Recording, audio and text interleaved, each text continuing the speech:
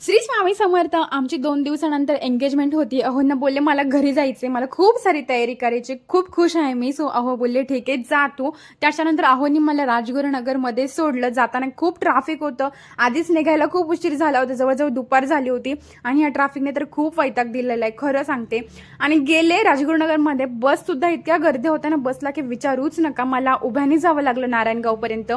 Thank God की ते काका बोलले इथे सीट रिकामी होणार आहे, तू बस इथे. मला विंडो सीट भेटली होती.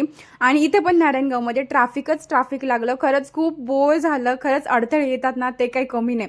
त्याच्यानंतर डायरेक्ट संगमनेरला आल्यावर शूट घ्यावं म्हटलं, कारण पूर्ण वेळ मी झोपले होते. त्याच्यानंतर संगमनेरमध्ये आले आणि अकोलेला जाण्यासाठी सुद्धा खूप गर्दी असते बसला. मी एक बस तर सोडून दिली आणि धांदरफळच्या पुढे आल्यावर बापरे खूप पाऊस सुरू झाला आणि म्हणून मी काय अकोल्यात उतरलेच नाही. पटकन आहे तसेच राजूरला गेले. राजूरला एक थेंब पण नव्हता पावसाचा आणि मी भावाला बोलून घेतलं, कारण खूप सारा बॅग होता.